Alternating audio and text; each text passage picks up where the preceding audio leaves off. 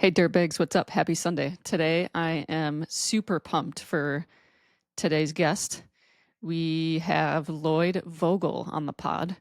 He is the CEO of Garage Grown Gear, aka GGG. It's one of the coolest marketplaces for small batch and indie outdoor brands. GGG is all about supporting the little guys in the gear world, but Lloyd brings a refreshingly raw perspective on the outdoor industry as a whole. We're digging into the challenges of running a values-driven business, the realities of the outdoor gear world, and what it really means to build community beyond just selling products. We also get to know just Lloyd as a person more and a dad. So pretty cool. Let's get into it. I'm just going to hit it so I don't forget because that would be tragic. This is exciting that you started your own podcast. Yeah, I have like the wheels are always spinning to like do something. And I feel that. Yeah, I lived in Japan for a while, and I was like running their counseling office over there. Cool. I think you knew that. I was in school to get my master's for counseling. Oh, I knew that. I did not know that you were in Japan. That was that's new information. That's very cool, though. After I quit River's Edge, after I got my master's, obviously I wanted to go be a counselor, so I did that for a year in Northeast Minneapolis. And then I was like, I've been wanting to go abroad forever, so let's do it. And then I got a job in Central Tokyo at an international school. I was there for 3 years. Oh, cool. Yeah, it was awesome. But through that job, I've gotten a bunch of, I like on the side did some private college counseling. And through that job, I worked with like a bunch of those kids. I don't remember where I was going with this now. No, that was just background and context to what you've been up to in life. Yeah. So where are you now? Oh, it was like the side gig thing. I'm in New York City, actually. Okay. Yeah. All right. So this is late. Oh, don't worry about it. I'm like trying to be super accommodating to whenever people can do this. You know? I appreciate that. I've got a little nugget on the old baby cam. So Creeper. No, just kidding. Yeah. I often do feel like that. So that's creeper. Yeah. For a baby cam. Yeah, no, that's what it was. The like gears grinding and wanting to do other things than just your 9 to 5. Like, so I did the side thing with the college counseling for a while. I was going to do some like free college counseling, full blown like platform thing. But then I was like, oh, fuck that. It's way too much work. And there's already like some like decent things in existence. Sure. And then I was like, I really don't want to do anything with like education. I want it to be fun and something I like really love. And I'm like, well, that's definitely something with like the outdoors. Yeah. But I don't know exactly what that is. Yeah. And there's some like lady-led podcasts, but one of them actually went out like a year ago. And anyway, I don't feel, I feel like everything's like so overproduced with the outdoor podcast stuff that I don't really hear a lot of like conversational podcasts in the space. Maybe I'm wrong. I could be wrong. I don't listen to a ton of podcasts. I mean, I listen to like NPR podcasts, and that's about it, which makes me a dull boy.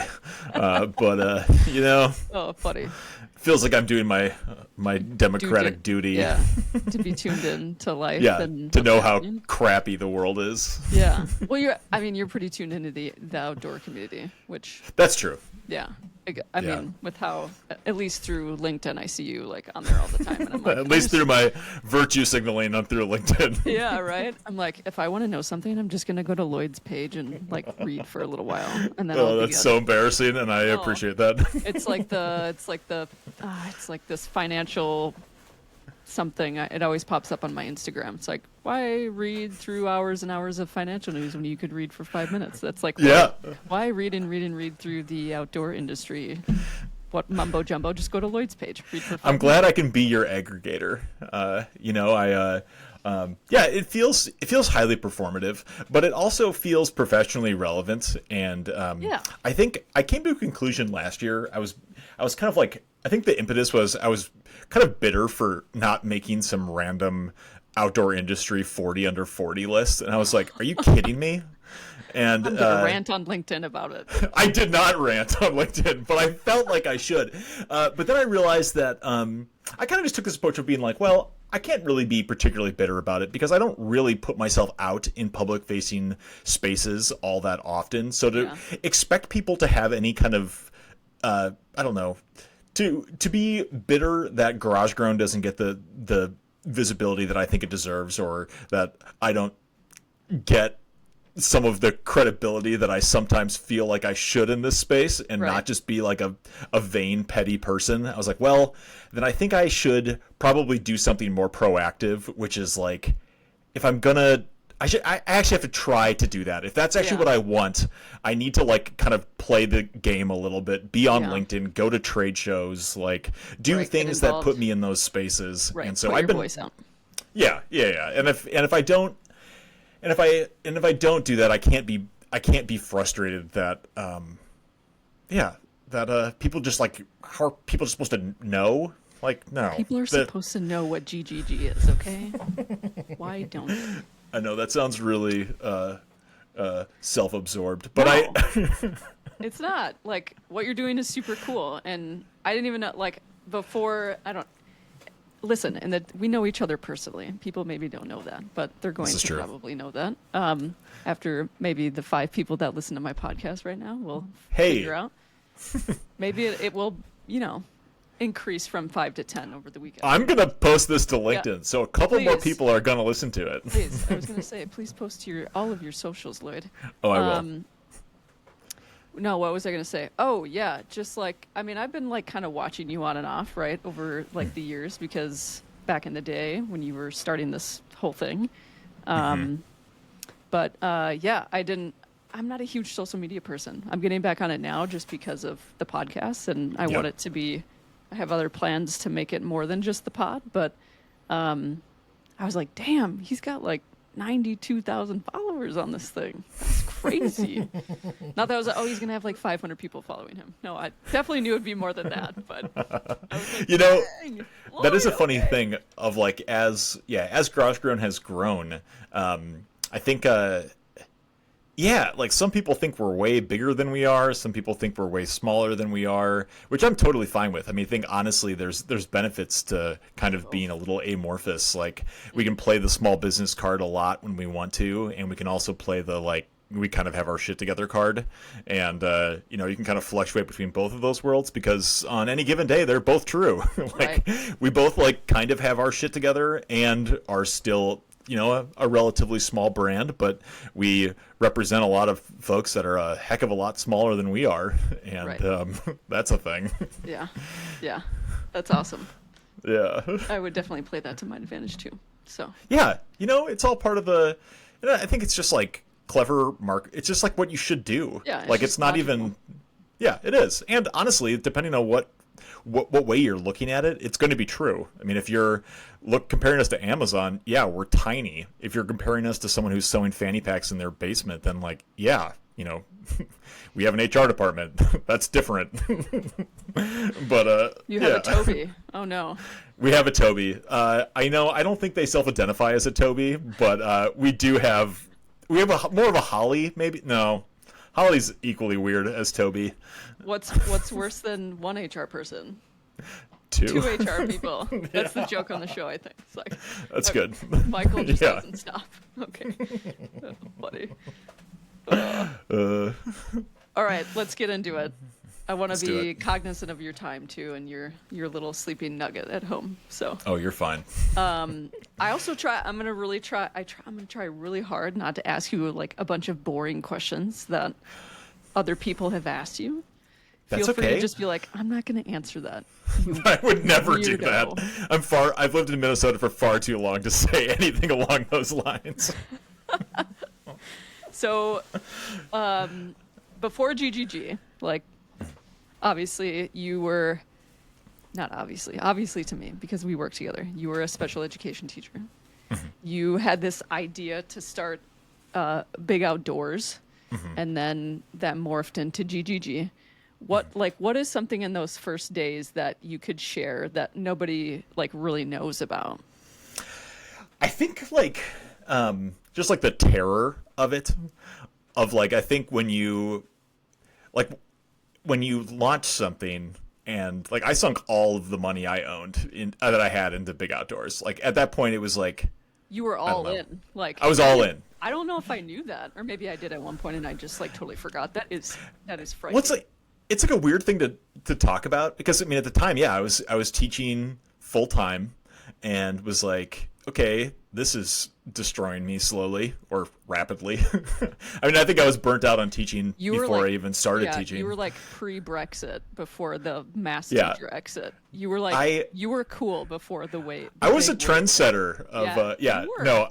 Well, yeah, I think because I worked as a para for 5 years before I was teaching, and I think by the time I got to teaching, I was like, I've already done this, and I just don't have the thing to be able to do this, and I don't know, you just like I didn't show up to work excited to be at work, Yeah, and that's a that's real. thing I don't want to be. But yeah, I sunk basically every penny I owned into Big Outdoors, and I had absolutely no idea what I was doing, but I knew I wanted to not be teaching, and this felt like an off ramp at least into something I could be creative and dynamic with. But I think the big thing that people just don't realize is like how much of a risk it is, and I say that coming from relative privilege and having safety nets that are behind me, and I think there's so much privilege that comes with entrepreneurship, not for everyone, but for me it was like, oh, if this Big Outdoors thing doesn't work, oh, woe is me, I have a master's degree and can just like go back to teaching, Yeah. like not a bad option. And so yeah, I think it's just it's like when people are like, oh yeah, support small businesses, and people are like, oh yeah, that's a good thing to do. But if this hadn't led to something, I could have just been like totally not having any money, like probably in some like legal issues, having invoices that I couldn't pay. And when that thing launched, I was just like, please, dear Lord, like have someone purchase something. And I would just sit there and like click refresh for sales and just be like anything, like come on. And Yeah. especially initially it'd be like long stretches without anyone buying anything, and like Big Outdoors was kind of like a objectively a fail. Yeah. It like didn't do the thing. No. How long did you like go with the Big Outdoors thing before you like ran into? Because I know you like collabed with this woman, and Yep. I'm blanking on her name. Amy. Okay, Amy. How long did you go with Big Outdoors before you were like, ooh, we got to pivot, or the pivot just like smacked you in the face, and you're like, It okay, was cool, yeah, let's do this. it was like literally 6 months. Like I think we launched it Quick. in May of 2016, or the proverbial we, just me. I want it to sound like it's a we. Yeah, we're a we. The team and I, me and my dog. No, I think like it became pretty clear pretty quick that there was no way that this was like I just didn't have the skills or the infrastructure or the funding to be, and I just like didn't know what I was doing. And about 6 months into it, I was being like, okay, I need to figure out something else to do. And I was looking at like fire science programs to be a firefighter, and I was like, I got to do something. I was going through like my third existential crisis of the year, and I decided to go to Outdoor Retailer at that point out in Salt Lake City, and I like met up with Amy, who had founded Garage Grown Gear, and at that point it was as small as we were, essentially, like just a pipsqueak of a company that had been going for about 3 years, and it was just like a stone's throw farther along than we were. And so, yeah, I don't know, but it was just like a little bit more of a stone's throw. And I was like, well, yeah, I'll take over this company for free and merge it with the thing that I got and see if these two kind of meaningless companies together can actually become something that matters. And so I don't know. It was like but again, like I don't know, when you're in your mid-20s, it's like who cares? Like I had nothing to lose. I at that point I think I had a house, but we were mostly dependent on my fiance at that point, wife now's income, and it felt like a risk that was okay. And I think more so than anything, I was just kind of looking to shake up the snow globe a little bit and just like Yeah. do something a little bit different, and this provided me an outlet for doing that. And I like a challenge. Special education and small business running are like extremely similar in a lot of weird ways, and I definitely wouldn't trade teaching for anything. And I think it definitely prepared me for the uncertainty and unpredictability of small business running too. Yeah, absolutely.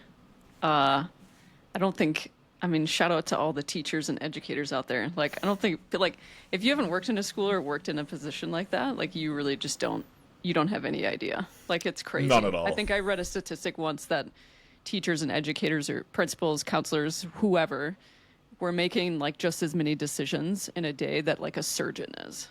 I believe Just, that. like, the problem solving and all the pivots and everything you have to make is, like, it's insane. And people are That's wild. literally... You are literally drained at the end of a day. It's crazy. I thought about this the other day, well, probably like a month or so ago. But I was like, I don't know how much you could pay me to go back into teaching, but it would have to be like more than $200,000 a year. Yeah. Like I don't think mentally I could do that. Like I still have like I don't know. TSD? Not to. Yeah, I mean, I still like downplay like, that, but that's like real. People like it's real stress and real shit. This is a I recently Meg Cavalier is someone who I still keep in frequent contact with, and I was telling her the other day that in Circle, so before Circle, which for all the listeners out there who don't know what Circle is, it was like our big morning gathering with all of our students and staff where we like shared updates and played a silly game. But like I would literally have to go when I arrived at work. Half an hour later, I would have to go into the bathroom and like I'd have to make sure that my butt sweat from anxiety wasn't so bad that when I went into Circle that I didn't have like my pants like, you know, with like, some hey, butt sweat. What's up with your ass, dude? Totally. And you know I would have gotten absolutely destroyed. No, they wouldn't have let it go. They would have let it go. Months or years after. No. Yeah. In fact, that might have actually been good because I might have stopped teaching earlier. But, you know, I remember, like, I told my... Totally. And I remember telling my wife that, like, when I was leaving REA, and she was like, you were that stressed every day? And I was like, yep. Literally every single day. That was what my physical reaction was to the thought of, like, you know, being in a science classroom and giving disciplinary action to the 8th child of the hour who wouldn't put their phone away. Yep. It's like, man, whoo, no, Vomp. Teachers are incredible. I'm still vomping kids, by the way. Still using nice. That. Yeah, that's a great one. I'm a dean in New York City public schools. Imagine that Woo! for a minute. That's sweet. I have the day on me. Let's just say that. Like, you know that nervous, like when you sweat, that's one thing and it smells a certain way. But then when it's like a nervous, like stressful sweat, or like you just had a day. Yeah. That's on me. It's like a meat sweat, but like not quite the same thing. Oh God, I think people are gonna know what I'm talking about for sure. Like, it is a different level of stink. And I'm so glad that there's not like smell-o-vision through this. It's I almost wish there was. I mean, I feel like that would really bring a new element to the pod and a real rawness. Yeah, it'd be visceral in like a really good way. You should smell this podcast. I'm gonna send it to you. Yeah. Don't listen to it. Just smell it. Just smell it. You'll really know. It'll speak to you. Oh God. Since becoming a CEO and dad, congrats. Thank you. Daughter. Appreciate it. What's her name? A daughter. Yep. Her name is Emmy. And she's 6.5 months old. She's crawling all around. She's great. Moving and grooving. Moving and grooving. Yeah. She sleeps through the night now, which is great.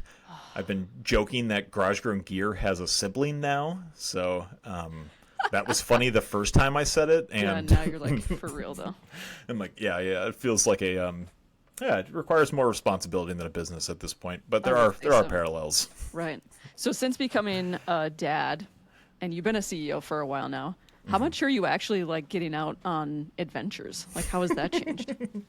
Yeah, I mean, I walk around the mall 4 times a week. That's mostly what I do. Yeah. That's what everyone's dreaming about at night, you know? That's exactly right. I just want to walk around MOA.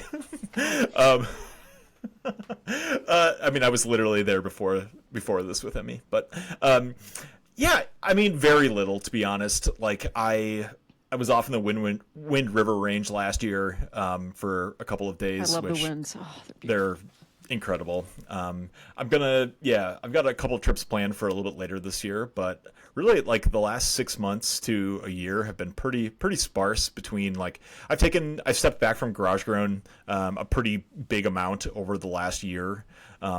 So I'm kind of only tangentially involved in day-to-day stuff at this point, which is nice and kind of needed. But yeah, I think I kind of created that space with Garage Grown so I could have a little bit more space with parenting.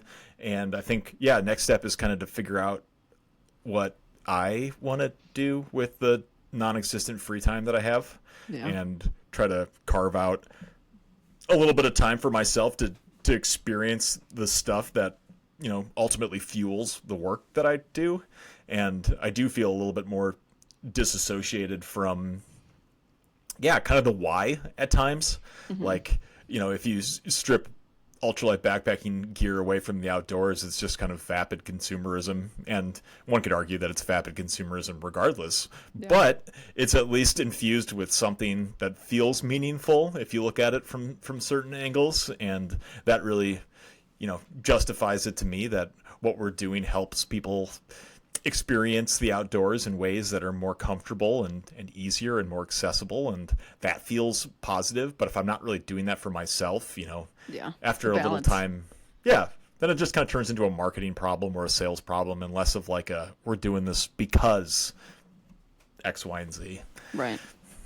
Yeah, I think that would be, I mean, I'm not the CEO of a company, but I can imagine you just get lost in the sauce at times, for sure. And then I feel like probably any role, you're just sort of questioning yourself at times, like, why am I doing this? Is this worth it? Should I continue? What needs to change and shift for me to be like wanting to still wake up and go to my job and not like wake up and dread being in circle with swamp ass, you know? Yeah, right. No, but I think that that's such a thing of like, I try to, I'm very into one-liners of like little mantras for myself. So I frequently say like, it's a line, if you came here expecting perfection, I encourage you to change your expectations. And I you know, I'm a fairly self-aware human, I think, and I definitely do not expect perfection for myself, and I never expect that I'll ever reach anything close to perfection. But I still would like my life to generally trend in a like more intentional, positive direction, and that is something that I will continually try to strive for, with the understanding that it'll never reach a spot of perfection. And that's okay, because that's unrealistic. But I don't know, being able to be intentional with one's time and one's energy and what one has to be able to give does feel like a valuable endeavor. Yeah, absolutely. Agreed. I mean, you know, we're all gonna die someday. So it's like, hey, you know, one of the things that I've done over the last couple of years has become a tattoo human. Ooh, I didn't know that. You were pretty clean and lean and mean while you were at RVA. I even have a little I think earring. I saw that in some of your marketing Instagram videos. I'm like, wait, I'm like rewinding, and I'm like, wait, does Lloyd have an Is that what that is? Does Lloyd have an ear piercing now? Well, one of my tats says, remember, you're going to die. Because it's a great reminder on a daily basis of like, hey, guess what? Most of this stuff doesn't matter. And whatever you're concerned about probably is really insignificant in the grand scheme of things, because we're all going to die and no one's going to remember anything that we do. And that's actually great. Yeah, it actually is pretty fucking cool when you think about it. You're like, might as well just do what I want. But like, I feel like thank God whoever like invented us. I don't know. I'm not like that religious of a person, but thank God we like, most of us have like a soul, and we have this like empathy to like think about other human beings and how we treat each other, and just, I don't know. I guess that always comes back to us as selfish humans. Like, we feel better when we do that for other people, and we feel good when people do that for us and when they're good to us. So there's that. But we can be way worse. But we can do both. We can say, fuck it, we're going to be dead someday, and we can still be good to people at the same time. True. And I mean, that point of like, it's kind of impressive that we aren't all just totally shitty humans. Because if none of this matters, I feel like, Right. Like, why there's like, is that? We could do a whole like show about that probably. yeah, yeah. I mean, I don't know. Like yeah, if none of this matters and we're all going to die, it's surprising to some extent that like more people aren't just like flying off the handle, Right. Or like all planning the a coup time. to like take over the government, like in Yeah. the United States of America. Is that what we're going to be doing next? Because Yeah, if maybe, that's maybe. yeah, Maybe the outdoor world. Maybe we should start that here and now. Let's take over. It actually, Yeah, be, it's- but then that would like backfire, and it would be like a really cool place that people actually want to live. yeah, that's. But that- maybe not, that- because the it would opposite find a is way. actually happening. So that's actually really confusing. Yeah, there's a number happening on. I don't know. I mean, it feels like even hard to be like, yes, public lands are getting thrashed right now, and it's like, but so is literally everywhere. Everything. Like public lands, private lands, Public government education. land, education. Yeah, like Yeah. I don't know. Zelensky just like showed up in Washington and was like, I mean, that press conference was weird. I mean, everything is like calling it weird is the understatement of a century. Right. But it feels like there is. I don't have and words to call it. Like I just don't. Same. I'm like I don't even know what to say anymore. No, because it's I mean, yeah. I mean, there's too many takes to be able to be even had, and it's almost. I mean, I know. Yeah, I don't know. Yeah. It's so disheartening. We on could so go off many on a huge levels. tangent, but We could. I think we're in full agreement. Probably is where we're headed. So. Yeah, that's true. What just thinking about any time in your life, like what is the most memorable or like favorite outdoor trip that you've ever done? That's a good question. I mean, I feel very fortunate to have had a lot of really wonderful memories in outdoor spaces. But yeah, I did a trip probably about a decade ago at this point that was up in the Brooks Range of northern Alaska.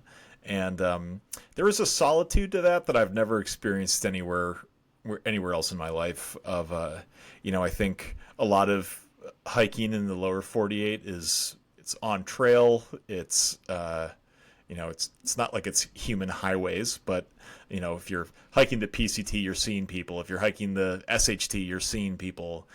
There's a sense of you're never that far away from a gas station. Mm-hmm. To put it that way. I mean, there's parts of the country where that is absolutely not the case, but Alaska is just giant. It's so big, and I particularly the Brooks Range.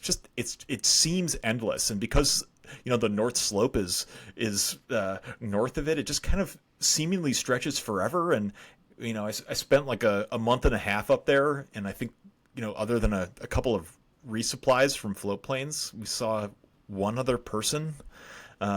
And it's just a vast sense of emptiness, and because you're above the tree line, like you can just see forever, and there is not a lot there. And it's gorgeous in that form of desolation, and it's lonely, but it creates a space in one's brain that I had never kind of scratched at before, and I don't know if I've totally scratched at it since, but a kind of sense of quiet that I found eventually peaceful instead of it being incredibly intimidating and kind of anxiety producing. Mm-hmm.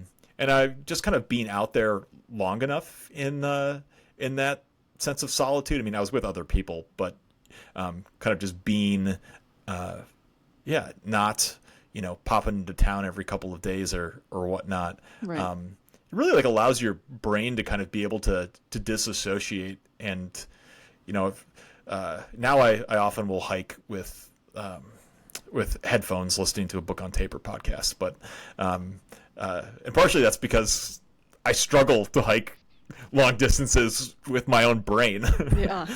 Because it's a little too loud, and sometimes I just like need a book to be able to latch onto. But yeah, I mean, those were all kind of silent days that after a certain while you're like, I just got to wake up and walk, and that's a wonderful thing that the simplicity of your day is totally planned for you. You have absolutely nothing that you have to do. Mm-hmm. once you have that phenomenon for days after days after days, it really does a real number on your brain in a really positive way. Mm-hmm. Agreed. That was like when I worked at the Department of Corrections for, I'd take juvies into the woods. Old Thistledew, yeah? Thistledew, yeah. They knew what they were getting when they woke up every day for the most part, you know? They were structured and, yeah, there's something to that. Yeah. I miss that a lot of the time.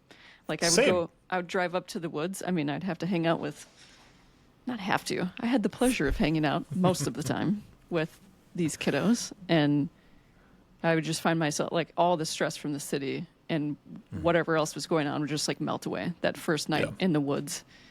And it's, you know, it gets pretty sparse and rural, but like, I mean, you're going to run into people up there too, but yeah, same thing. It's like, I miss it. I haven't thought about it for a while. Yeah, I mean, I think it is something that I think, you know, maybe this is something that you can subscribe to, but it feels like at times, I feel like I did a lot of cool shit like a decade ago. And, you know, I still kind of like, but I still very much cling to this identity of like someone who, you know, like, I tried to FKT the SHT. Like I didn't do it. I got like. But it was cool that I attempted to do it. But I tried it, and like I would never. I couldn't. I like it would be a joke for me to try that now. Yeah.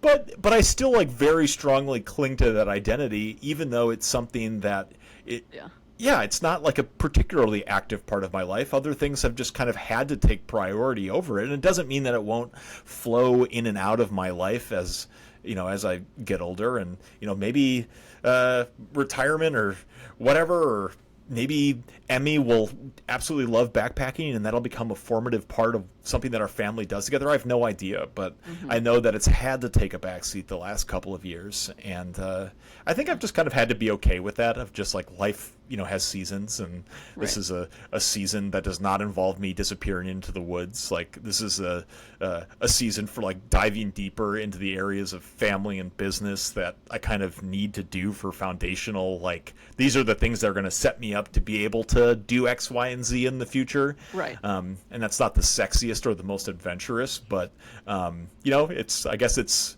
what I've chosen, which is like consistency and predictability. Yep. And get her done, I think that is.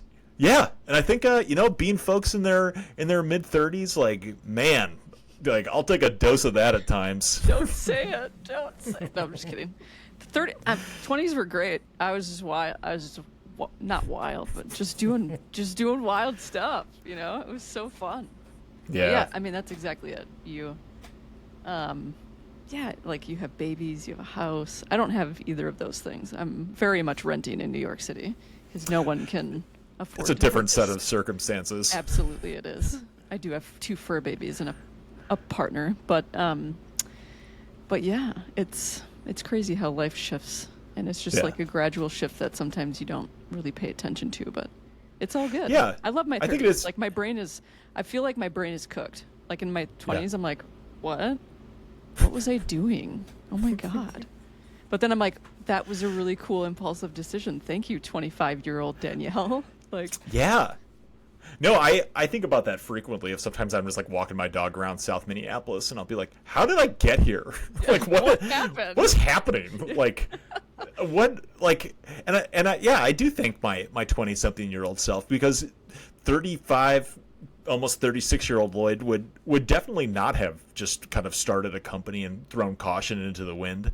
And I'm glad that version of myself did do that. Mm-hmm. And I'm thankful for that, because I'm not that serial entrepreneurship is not something that I have any desire to do. Like it seems like if I could, I wouldn't do that again. Like I was working like 80 plus hours a week in my basement by myself, making like, I think my first year I made $17,000. You could retire. Yeah, right. Yeah, you can retire for. Yeah. If anyone wants to start a side hustle and you want it to be profitable, don't have it be in ultralight backpacking side gear. Side hustles to not start.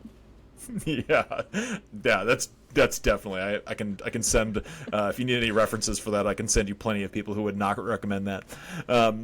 But yeah, there's I'll be curious to see what 40s are like. Like if I feel like 30s are definitely the most grounded I've ever felt, and yeah, sometimes I kind of lament the excitement of 20s, or kind of the I feel like when I'm being rebellious, like Alyssa and I will go get Culver's at like 9:30, You and should that's be in like bed, old man.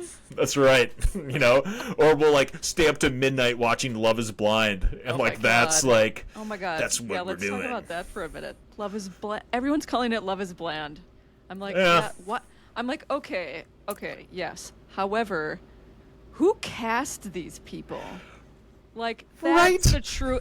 Don't blame it on, like, whatever, those guys, yeah, super boring.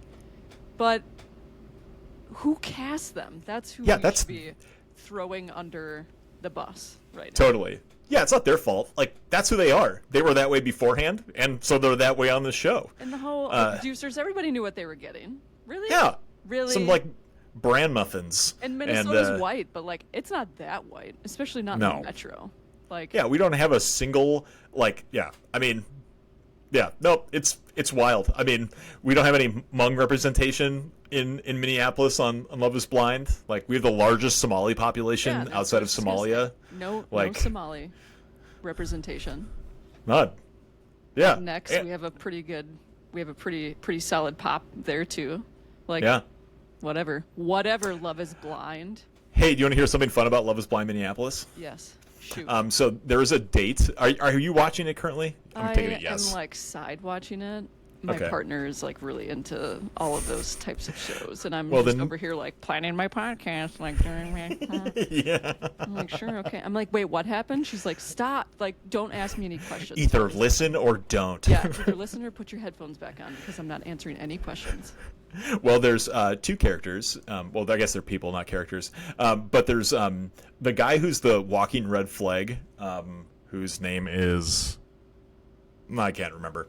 But he sucks. Dave, probably. Dave, Probably yeah, it's Dave. Is it Dave sucks. It is Dave. I literally It is- just threw it out there. I don't even No, know. it literally is Dave. Dave and I can't remember who he's engaged to, but they had a date at Bryant Lake Bowl, and I was there. Were the cameras And there? the cameras were there, and we were there Are you for a gonna friend's. be on an episode? No, I'm not. But this was maybe the last cool thing I attempted to do was when we walked into Bryant Lake, there was a sign that said like, "We are recording a TV show, and you may be on background. Know that by coming in, you are Yeah, you're in a willing to public be on space. camera." Yeah. And so we had booked some lanes for a friend's birthday, and then they're like, "Nope, you can't. Sorry, Love Is Blind is here." And we were like, "That's messed up." But they had like Fuck cordoned you, off the Brian entire Lake area, Bowl. right? Better send Lloyd like a $200 gift certificate or your friend, Well, whatever. even lamer You know is who I am. I'm the CEO of Garage Grown Gear. Now you let me into these lanes right now. Yeah, I or need I'm to calling bowl. legal. yeah. I tried to send them drinks and they wouldn't let me because they're like no, you can't do that. And I was like, well, I see that you sell individual hard-boiled eggs. Can I send them individual hard-boiled eggs? And the person went and asked their manager, and they're like, no, you can't do that. So Have to be in these stupid tin cups and carry That's them. exactly right. No, I tried to insert myself into the show, but I failed, and I'm pretty sure that I'm not in the background of anything. But I was there, and yeah, that's my Love Is Blind connection. I do also have a couple of LinkedIn connections with a number of the people on the show, but I do not know anyone personally, unfortunately. Okay. Did they link to you or did you link to them? You don't know. Sorry, we have mutual connections. Gotcha. I don't actually Okay. have So they kind of first pop degree up connections. And you can see them. Yeah. One of the there was someone Brittany who's on the show who gets like, she doesn't match with anyone, but she's like the head of corporate partnerships for the Timberwolves and the Lynx, and it's like actually like a big deal. Yeah. Who kind just of a like badass.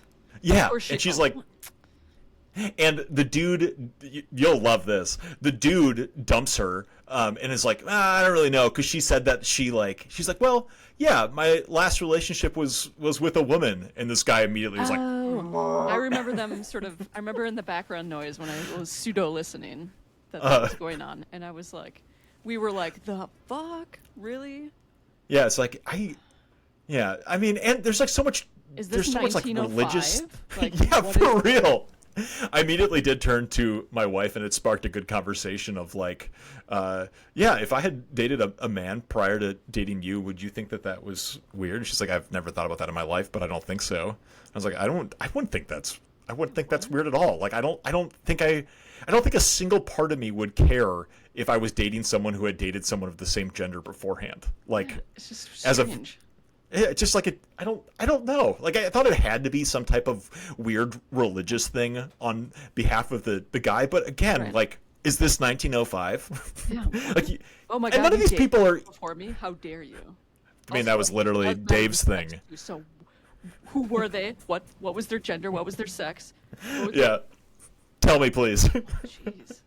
And none of these people are actually from Minneapolis. They're all from like Edina or Woodbury or like I loved hearing somewhere Edina. that's me too. Yeah. Some Be of like, them of went to- course. some of them, my partner's cousin, and a bunch of her high school friends went to Edina High School. So I think I feel like I need to ask Amelia. Like, did we reach out to Rachel and ask her if she knows these guys? Like, what were they You like in high school? need to do that. I probably don't even need to ask her because they're probably literally the same person as they are now. You know what I mean? Yeah, I don't think you changed from that. Probably not. No. Dave, loser. Ooh, yeah, what a lame-o. What a lame-o. If past Lloyd met present Lloyd now, what would he say to him? Or like a big outdoors Lloyd in his basement with all the spider webs. I'm going to quote an inspirational poster that was on my wall in high school, in my homeroom in high school, which was move confidently in the direction of your dreams. And I think that's what I would say. I think just like have a little bit more belief in yourself. I think like react a little bit to the pains of the moment with a little bit less emotion. I've recently kind of been clinging to this thought of like, if you like challenges and adversity are not something that's an anomaly in business. Like, that is business. Like, I think the biggest thing that I've really been gelling on recently is like, you just can't, like, there's people who when they run into a problem are like, oh my god, this is such a big deal, and it's like, this is what we signed up for. Like, this is literally the thing. Like we can't freak out at everything that's going wrong. Like, this is part of the process. And I think that's what I would have told myself is like, hey, all of these things that are challenges, this is literally what you signed up for. And this is what's going to make you a good business owner in a couple of years, is that you're going to have perspective and experience, and you're going to be a better leader, and you're going to have better context as a person, and the things that used to rattle you aren't going to rattle you. And you're going to be that person that's calming other people down when their nerves are fried. And I don't know. I've had to really grow into, from a CEO of being a three-letter nothing, of sitting in my basement CEOing over myself, to having like a team of people who largely run GarageGround without me, has forced me to grow in ways that it's helped change me into a person that I literally wasn't when I started this. Mm-hmm. And that's something like I'm mostly proud of. I think I listen a lot more and talk less. I'm still incredibly stubborn, but I think in ways that I allow my opinions to be changed when I think that someone's bringing something to the table. So I don't know. Yeah, I'd say go easier on yourself, and I don't know, don't sweat everything so much.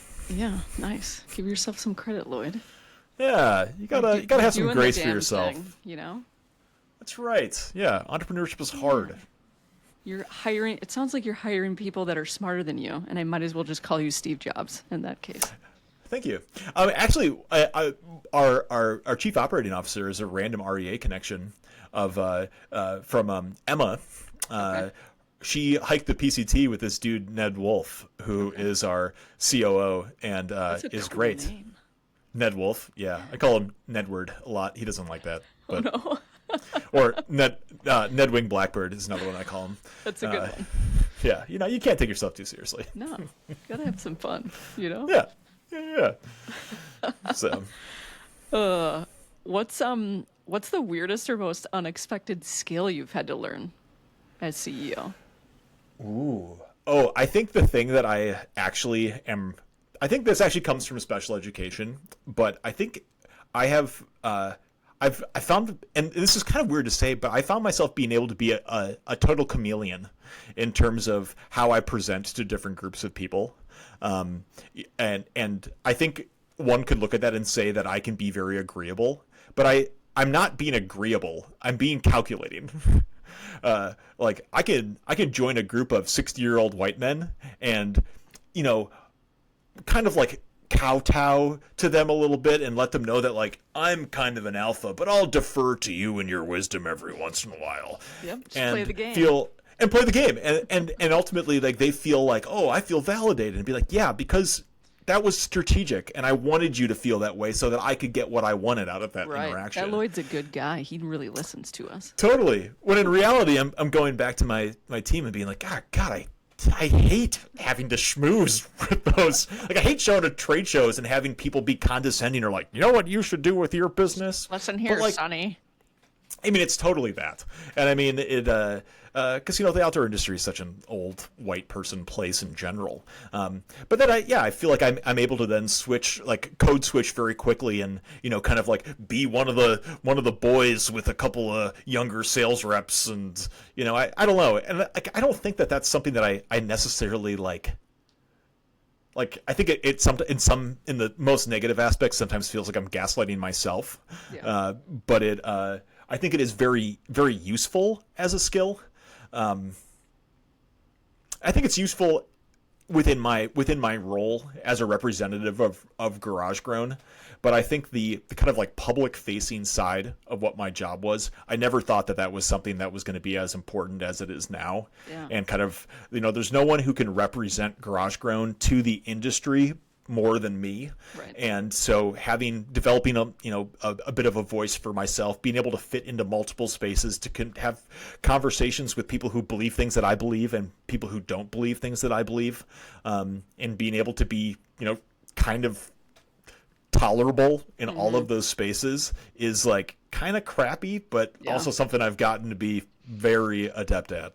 Wow, you are into your 30s. Listen, like in your 20s, you're like, I'm taking a stand. I don't care if I'm standing on my beliefs and my values, and I'm going to argue with it. At least that's how I was, and that's sometimes how I still am. Definitely not in my job, though, especially in the job that I have now. Like, I'll come home and explain to Amelia, my partner, like a situation or whatever. She's like, you should have. I'm like, I'm like, honey, you don't understand.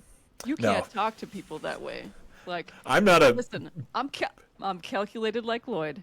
If I'm gonna get It's what important. I want, or like, what is the purpose of this, and what really matters is like the kid, and like sometimes that's just in slow little bits. So if we're gonna go there, like we have to be really strategic with what we're doing and not burn it down.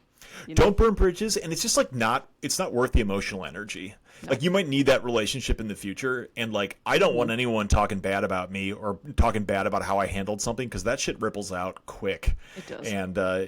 And like the outdoor industry is a small space. Like we find ourselves at the epicenter of 250 brands. If like Lloyd's a bad dude, like that's not good for business. It's not good for me. It also doesn't like I'm not in this so that people think I'm a villain. Like, I'm in this because like I feel a sense of reward from all of this, and I feel a sense of like meaning and belonging, and that doesn't get accomplished if I'm an asshole. Right. And so like I don't know, it's not like I curate or some version of myself to be liked, But like, I definitely do not go out of my way to seek out unnecessary conflict. It's just not worth the emotional bandwidth. And there's easier ways to just like professionally ignore people who you don't like. And there's ways to be able to draw lines in the sand that are way easier than having it be like some direct confrontation. Yeah. It's not worth it. I'm too tired for that shit now, Like, yeah, like who's just got energy for that? Dude. Have a beer, be quiet. Like yeah, like to some extent, like that's the great thing about business is like it's just business. Yeah. Like no one's trying to screw you over. Like no one's thinking about that. Like it's just capitalism. Someone's always screwed over. Like that's how this goes. And all we're trying to do is make capitalism as non-crappy as it can be. And it's not always going to work. And that's part of the thing that we're all involved in is just the effort of not expecting perfection, but at least trying for something that doesn't suck. Right. I feel like you're about to announce that you're taking GGG public or something right now. Dear God. No. Maybe. I'm the first investor. No, I'm just kidding. Oh, you're not the first. Garage Gurn came with that was one of its biggest well, I don't know, not one of its biggest drawbacks, but when it got to me, it already had a very complicated cap table. So we have a very interesting ownership structure that is nuanced, to say the least. And fortunately, all of the people who are owners and investors in Garage Grown are silent partners, so they have no real say over what happens. Non-public. Yes. I'm still the majority owner, but it's it's a complicated cap table. Nice.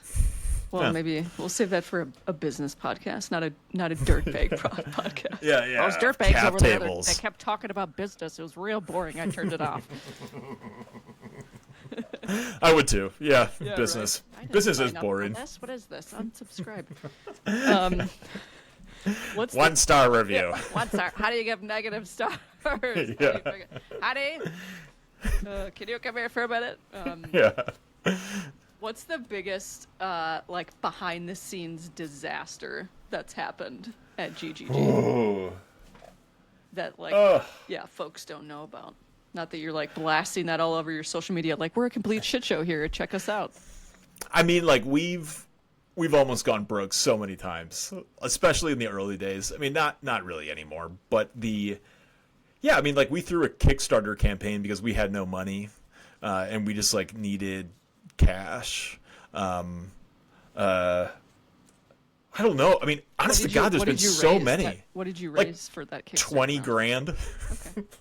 Which like that's minuscule now. Yeah. I mean, it would have to be now. Like, I mean, just because of the scale of like, right. We make less mistakes. How many employees you have alone? Like, and I don't know how many of those people, of those folks are like full time, but we have expensive to employ people. So we have 13 full time employees. Okay. So it is the stakes are just higher, and so like I do think we make less big fuck ups, but. I don't know. Recently, we invested in some software that doesn't work for us, and that was a $40,000 mistake that just like happened. That's not. Yeah, that's not a cheap mistake. Not a cheap mistake, but it was one of those things where I was like, and this is very much my mentality towards business is like, I don't know how the fuck were we supposed to know that wasn't going to work. Like we did a lot of due diligence on it. Honestly, like it wasn't my mistake. And research, knowing you. Yeah. So and you know what? Honestly, Danielle, I didn't. Because it wasn't in my court. It wasn't my decision.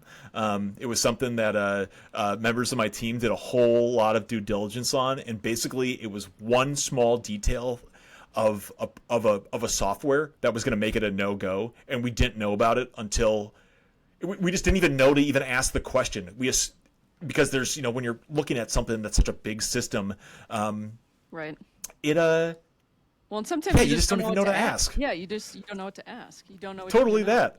Yeah. So I don't know. We didn't like I didn't blame anyone. It was just like one of those things that's like this sucks, and like this is kind of the cost of doing business. Like you can like I try so hard not to blame people for mistakes because again, mistakes are just part of business. Yeah. And it's not people it's not necessarily people being lazy. It's just like part of what the risk of running a small business is. So that was probably the most like painful behind the scenes one recently. Yeah.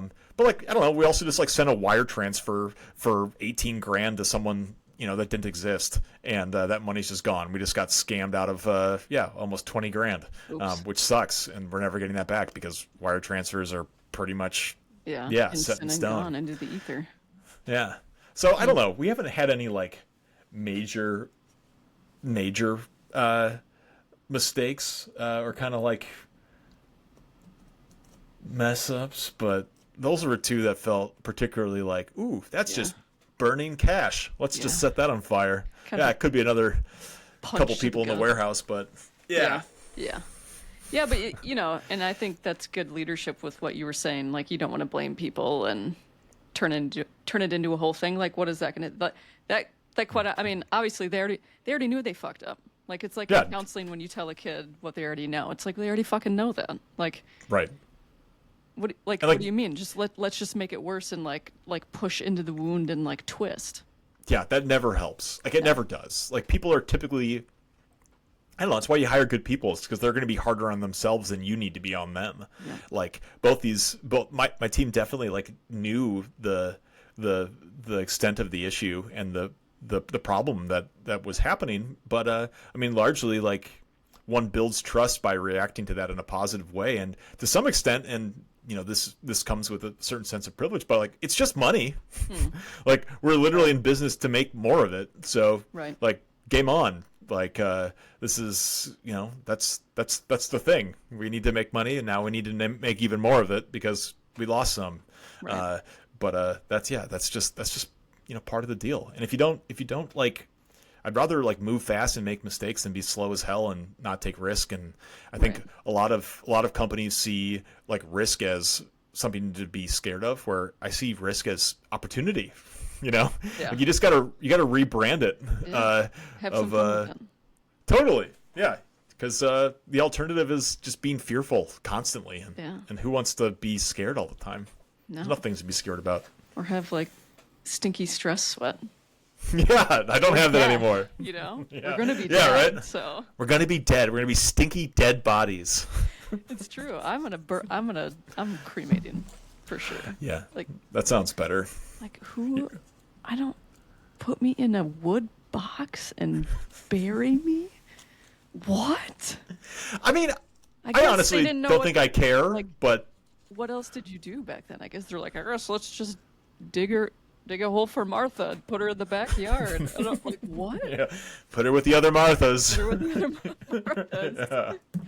She stinks. Put some dirt. Put some dirt over her. Yeah, that's right. They tried just laying dear Martha out on the grass, and they're like, this isn't gonna do. Flies are back. Yeah, we gotta dig a hole. Oh my goodness. It all comes back. So like, I'm not that tired, but just the tired gigglies after a long week. It's past 10 p.m. out here in New York. On a Friday. You're championing this. Yeah. I got home, walked the dogs. I'm super into Severance. I don't know if you watched that show. I have not. And I had a couple of beers before. I'm not drunk. Don't worry. What a great evening. But anyway, so I'm feeling. Hey, you're good at this. Do you? I don't know if anyone's giving you this feedback or not, but good for me. I've been on a lot of podcasts, and you have a very good. You're just a very good host. You ask good questions. You're engaging. I feel like you're the right level of like. Laid back and feeling natural with also being like active and participatory.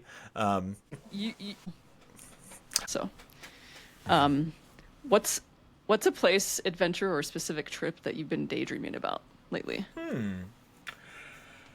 Good question. I feel like so I'm gonna hike the Border Route Trail a little later this year, and then connect it to the Keck.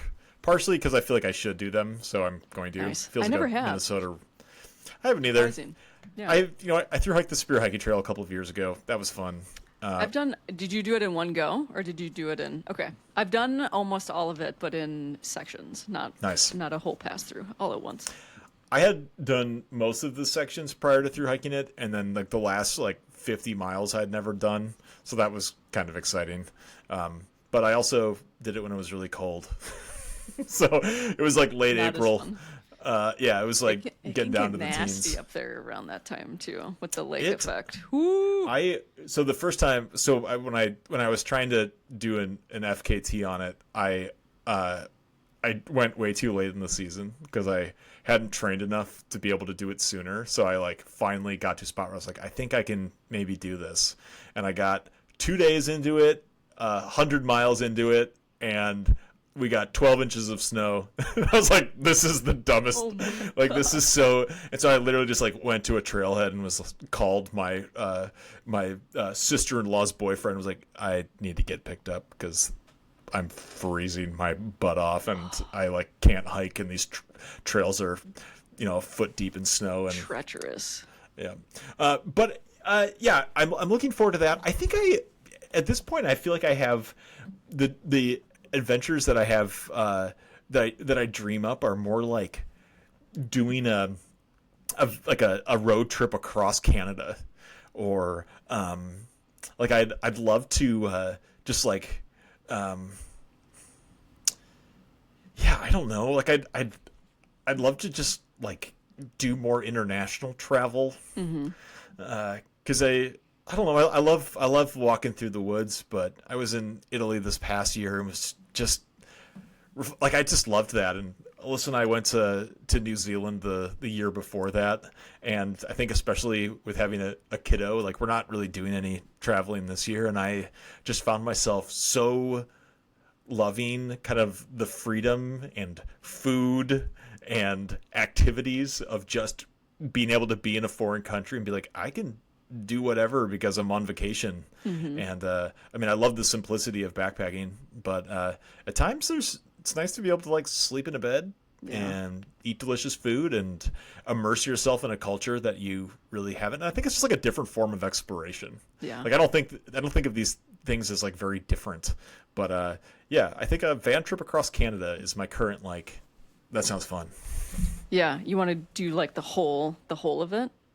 Yeah, Or would you it start strikes maybe me just all the way? probably across? like I've never been to Vancouver, so I feel like that sounds fun. Start that And I'd love to direction. like, like see what Saskatchewan is all about.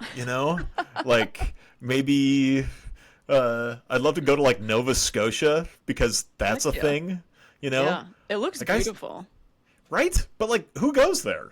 Yeah, Nobody. I know. I'm Like, like, it's just past Maine a little ways. It's not Yeah, it's that much farther. right. But it feels like Canada is this great unknown Yeah. that I kind of forget it's there, and then we like threaten to put tariffs on them. I'm like, oh yeah, they do exist. But yeah, so that's my current like and it feels reasonable given the fact I feel like small humans could potentially do van trips in the future. Absolutely. I'm gonna have you, well, like and subscribe the show and follow. I have a very dear friend of mine and his wife went on.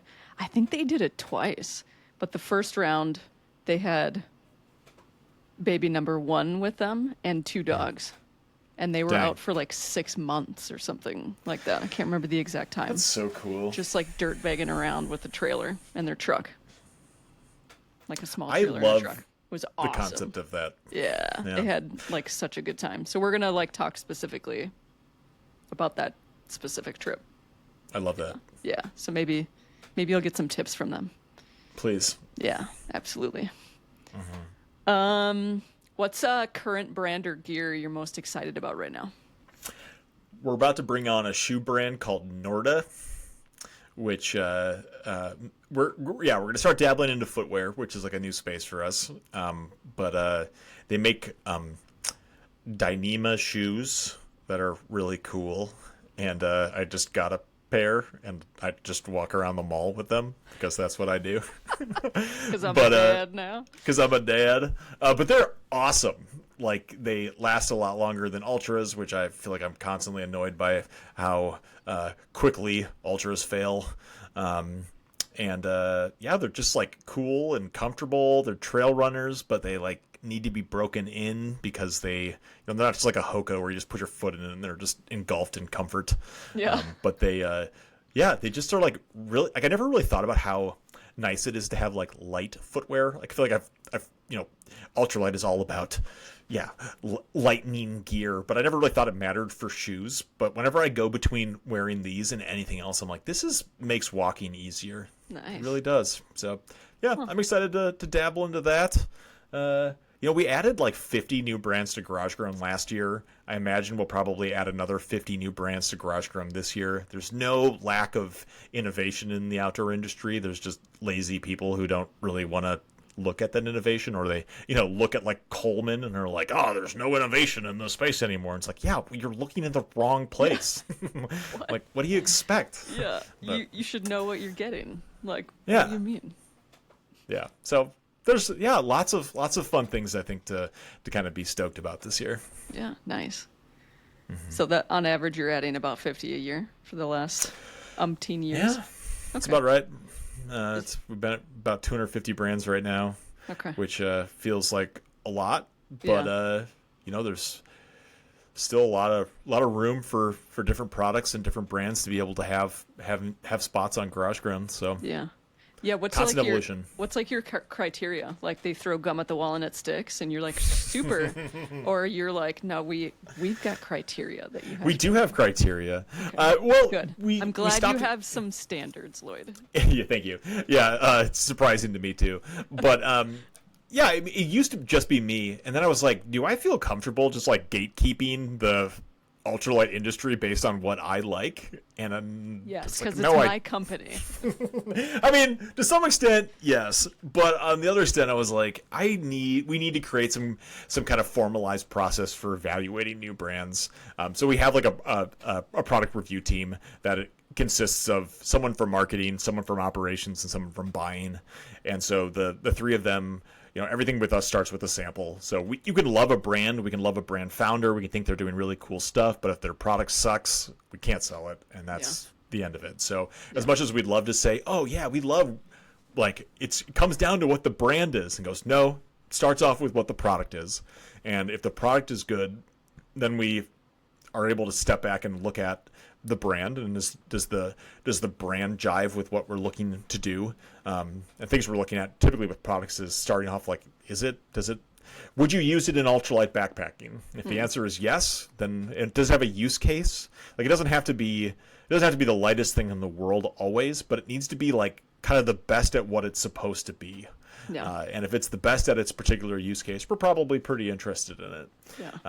Yeah. So brand lens, or product lens, and then brand lens, and then kind of like, does it have the margins to be able to do this from a logistics and operations standpoint? Can we kind of make this thing work? And if it kind of passes all three of those sniff tests, we'll bring them on in. I feel like I was just watching an episode of Shark Tank as you were explaining that. I'm like, I'm like trying to figure out which one. I'm like, is he Mark Cuban? He's definitely not Mr. Wonderful.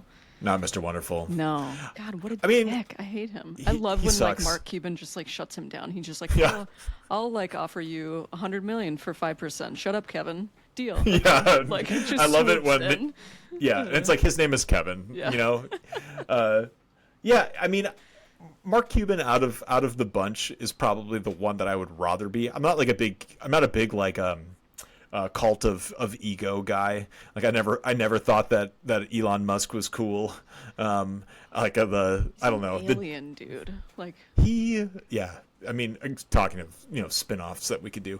What a trip. But I feel like Mark Cuban also has a cult of personality. But I feel like he's fundamentally a better human, even if he is also an extremely egotistical human. But I do think that's just a byproduct of being a billionaire. Right. I mean, I think it would be hard to not think that the world gravitates around you when you have no consequences for anything that you do, and you have an unlimited amounts of money. Yeah, just like no concept of money, truly. Like you lose your concept of money at that point. Like totally.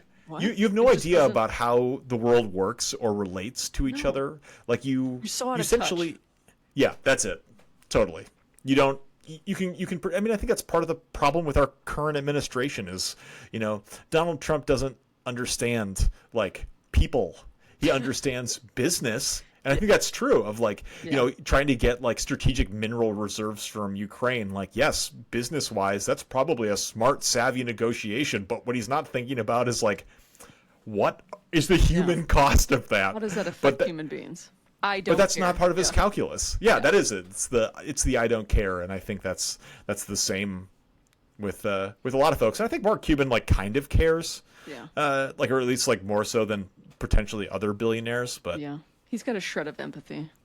Yeah, a shred of empathy, which I always felt this way about professional athletes of like when, Brett Favre turned out to be an abysmal human and like Aaron Rodgers turned out to be an abysmal human. I feel like a lot of people felt super betrayed, but I was like, I never thought that these people would be good humans. I knew they were good football players, but like, why did we expect them to be both? Like, what a high standard to expect someone to both be an amazing athlete and an amazing human. Yeah. Like, that's a rare skill set to be really good at two things. It's true. Yeah, there's probably only a handful in history that maybe we could even think about. LeBron James seems to be like a pretty stand-up guy. He does. But I bet he's got quite an ego on him, too. I'm sure. He's LeBron James, though, Yeah, that's true. But yeah, he is LeBron James. Yeah. And to some extent, like, egos can be kind of deserved. Yeah. To some extent. I think he can. It's fine. Whatever, LeBron. Like okay. Barack Obama probably has an ego as well to some extent. But, like, sure. It's all good.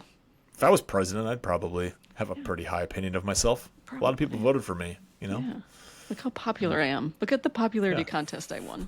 Yeah, that's right. But not really, because of the Electoral College, so it's not really a popularity contest. Not yet, at least. No. What's the brutally honest truth about the outdoor industry that nobody wants to admit? I know you have an opinion about this. Oh, yeah. I have far too many opinions about it. Yes. I guess current events. Like, what's your soapbox that you want to jump up on? My soapbox is that everyone just sells the same shit.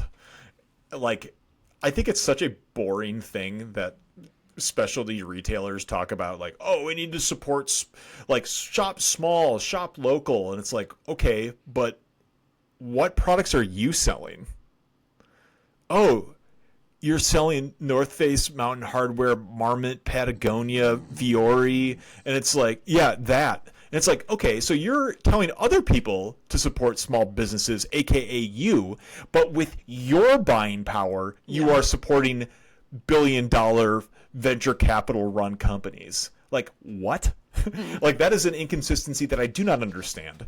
And, and I think, like, specialty retailers like to be able to, be like, oh, big box is bad. And they look at online and are like, oh, they're just undercutting us. But it's just this, like, if you want to have a piece of the outdoor market, do something that legitimately adds value and differentiates itself. Mm-hmm. If you expect, just because you've been a brand for the last 40 years and you own this shop and you think that you're the bee's knees of this random little town that you happen to have an outdoor shop in, and you feel like, oh man, I can't, like, I feel bitter against the world because, Dick's Sporting Goods is stealing our business, or this online shop is doing X, Y, and Z. Like, maybe before you project, how other people are destroying you, think about how maybe you haven't innovated or done anything different for the last 30 years, and you're expecting that the world should just not change and that you should still be able to be successful.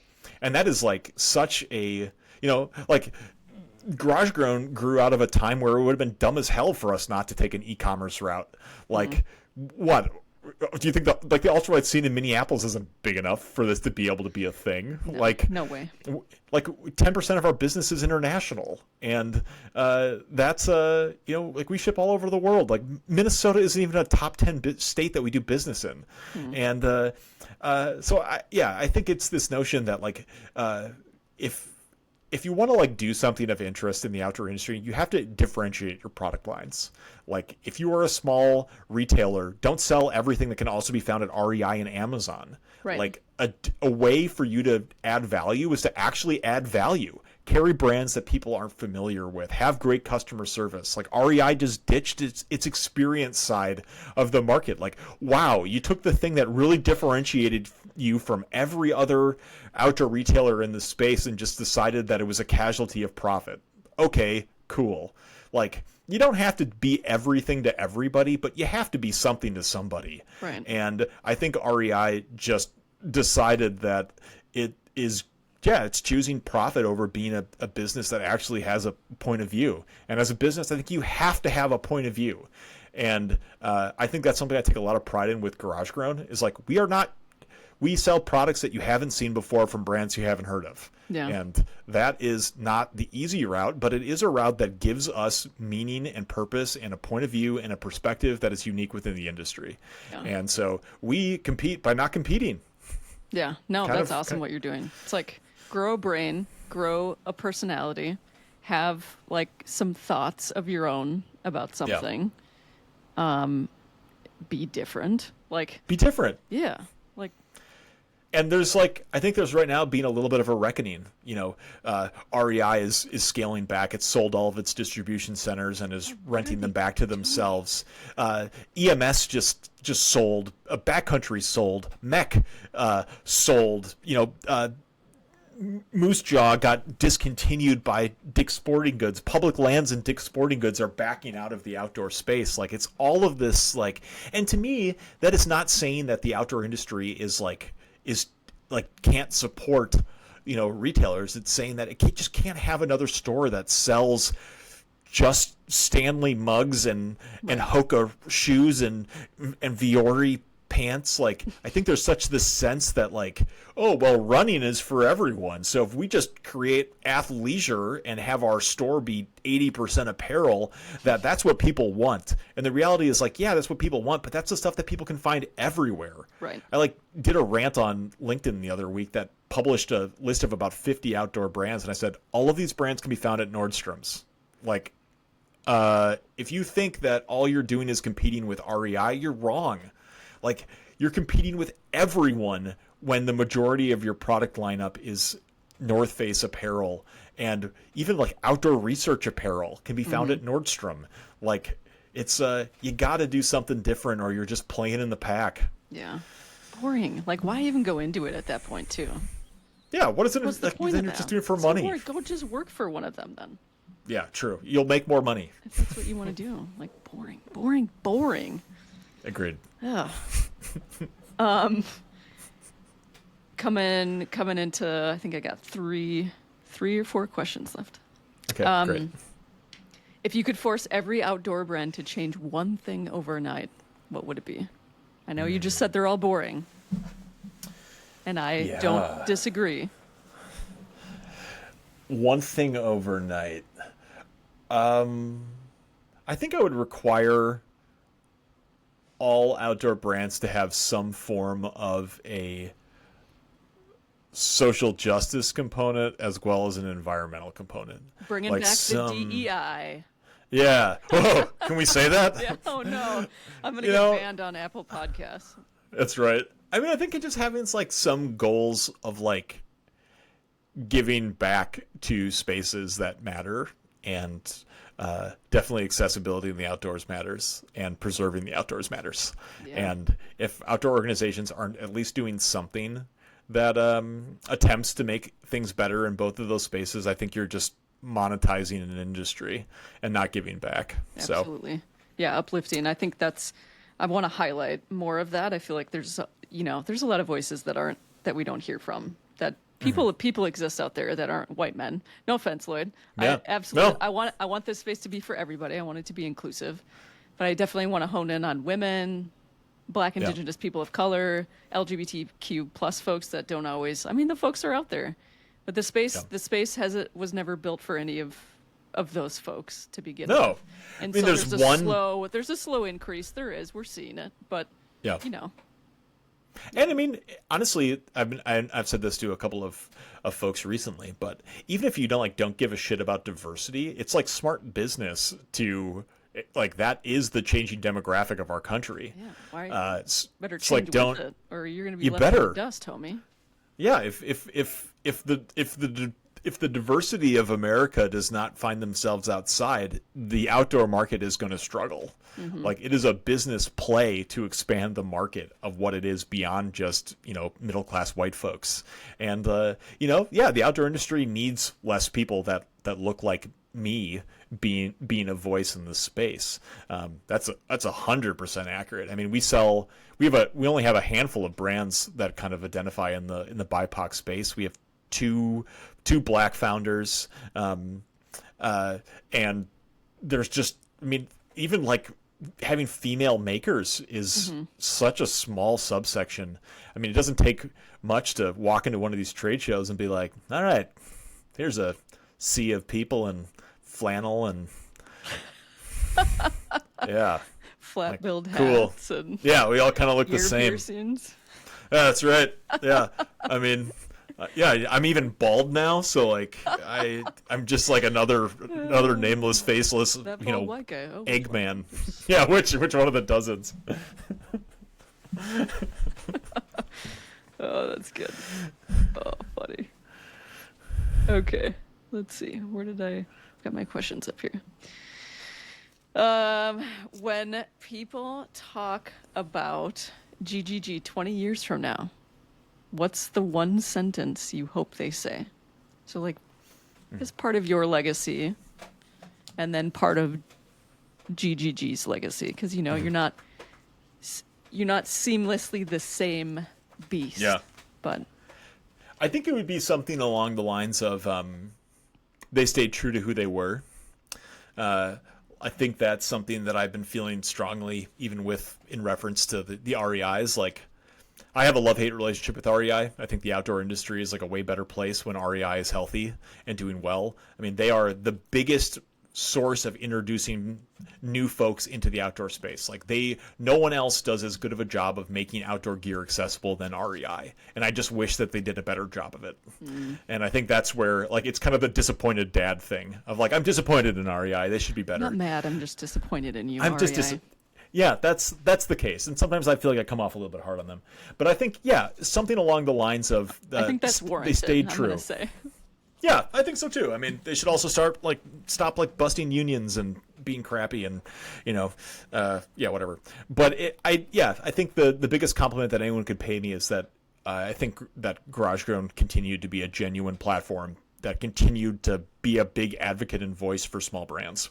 And I think if that was something that was still said, I don't care if that means that we're a $100 million company or a you know, whatever size company that we end up being, if we are doing that, then we deserve to be a business. Hell yeah, brother. Hell yeah, brother. Hell yeah, brother. What is that from? Oh my god. I don't know. I did, I'm sure have you heard of Ragbri? Yeah, is that the bike thing through Iowa? Hiking across Iowa, yeah. So I did, Yeah. I did that for the first time last summer with some friends. That's cool. And one of the guys on the ride, I don't know where he got it from. He probably told me, but my ADHD just got in the way of remembering or like listening to him. But the whole time he was like, "Hell yeah, brother!" Hell yeah, brother! Like, smack him, but like the first few times it was funny, and now I'm like having PTSD from that.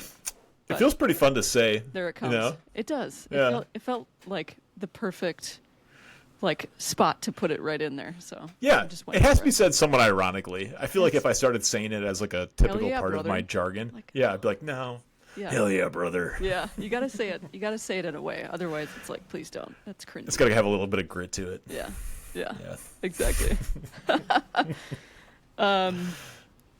Okay, I'm gonna put you on the spot here. You're very good at this though. You have 60 seconds to give your unfiltered TED talk on the outdoor industry. Go. You know, the outdoor industry is a continuously evolving place.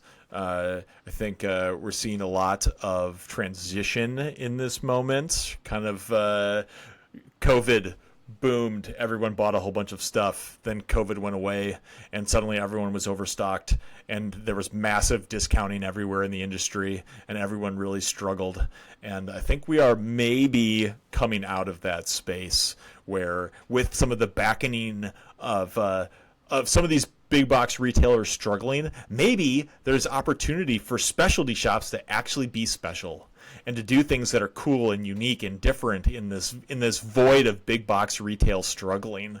And I think if there's any glimmer of hope, it's specialty retailers reclaiming the spot in the industry, the relevance that they deserve, and blazing a new authentic path forward that has people not needing to go to Dick's Sporting Goods or REI or Amazon, but they can just go to their local shop because their local shop is cool and deserves their business. The end. Nice. You might have. I wasn't timing you, but it's got to be pretty darn close. When I edit, I also I'm wasn't timing myself. I'm gonna be like, you were exactly. I'm gonna text you and be like, you were exactly. You're cut off. 60 seconds on, dude. Hell yeah, brother. Hell yeah, brother. Oh gosh. What? I have another I had 2 legacy questions. We don't need 2 legacy questions. You already answered that. Last question. What's up and new, and where's GGG headed? What's going on? Yeah. Little pulse check. We're going to be doing a lot of the same stuff this year. I'd say we're solidly in the simplify to amplify stage is one of the lines that I cling to a lot. Is this idea of we don't need to make our lives more complicated. I'm saying no to way more things these days than I'm saying yes to, which is kind of exciting because as GarageGrown has grown, we just have more opportunities now. And I think that it's fun to look at things and be like, oh, I wonder if, or yeah, I guess we could do that, or I guess we could get involved in this thing. But I find myself having to kind of reality check and say, just because there are opportunities doesn't mean that we have to dive into them. And in fact, the kind of most courageous and intelligent thing is to be like, no. And kind of living by if it's not a hell yes, it's a hell no. And I think that that's been a big takeaway is just, if you're not all in it, you shouldn't do it. And this upcoming year is going to see a lot of us doing the same. It's, we launched something earlier this year called the Blueprint Series, which is basically an educational and community space for GarageGrown gear brands. That's been driving a lot of meaning for me because I've just kind of taken that on and done that myself, and that's been really fun. But it's going deeper instead of broader. It's not just about trying to do a million things but just doing a couple of things really well. That kind of matters to me. So I think what you're not going to see is really anything different, but I think what you will see is continue to see GarageGrown more visible within the industry. We're still growing a lot, and we hope to grow a lot more this year, and I think that we have a big runway to still grow a lot in the future. So I think we're going to keep our heads down, and I think take the growth that's in front of us and not force anything that's not supposed to happen. So nice. I'll get one more. Hell yeah, brother. Hell yeah, brother. Nice. Yeah, no, that's smart. We talk a lot about that at my job too. Do less to do more. We don't need to reinvent the wheel. I think that. Wait, no. What did you say that one more time? Where you're the if it's not a hell yes, it's a hell no. I love that. It's not a hell yes, it's a hell no. I'm gonna say that when doors are shut and children aren't around. It's such a good line. It's such a simplifier for me of being do I have hesitation about this idea? It's am I about to stumble into a huge project that I'm not all in on? Right. No. Right. If I can't make this be a hell yes, I'm just not going to do it. And for me, it helps me when I'm really being indecisive about something. Because most of the times when I'm being indecisive, I just need to be no. I need to give myself permission to be this isn't the thing. Right. How long do you let that simmer for? Are you thinking about it for a long time before you say hell yes or hell no? Or I'm sure there's some times where you're nope. There's no way. No, hell no, we're not doing that. I'm a strong verbal processor, so I do kind of need to talk things through, get different people's opinions. But I think it helps me be more decisive. So whatever the timeline was going to be without me using that bit of a mantra, this makes it a lot shorter. And I think it provides clear as kind. And I think just being this is not the thing. And it doesn't mean that it might not be the thing in the future, but it's not it right now. And I think with business so much, I just strive for clarity and predictability. And, not that I want to be a rock brain of just, kind of needing to have very polarized thoughts, but at sometimes you just need to set the vision and roll with it. And, and be okay with maybe you missed an opportunity, but who cares? There'll be another one. Right. Believe in yourself. Yeah. It feels really good to make a firm decision and just move forward. Yeah. Yeah, Totally. sure. Yeah, I'm not a lingerer. Like once I've made a decision, I'm pretty good with it. All good. Yeah, nice. Nice. Lloyd, thank you so much for coming on. This was a blast. Hey, this was dude. super fun. Thanks Super for fun. having me. Yeah, it's just like catching up with an old friend. Yeah, that's Hell literally yeah. what we did with Hell microphones. Yeah. Oh yeah, brother. But with microphones. Yeah. Okay. I swear I'm not gonna say that anymore. Now you're gonna get PTSD from me saying that so much. I'm still gonna keep saying it. Just say it to Alyssa when you get off this. Yeah. Just go up to her ear and be like, "Hell yeah, brother." Hell yeah, brother. I'd The be like, "Oh, creepiest thing. Slide into bed upstairs. Get Nope. away from me. Yeah, I don't like this. Yeah. Oh, funny. I'm gonna hit stop recording.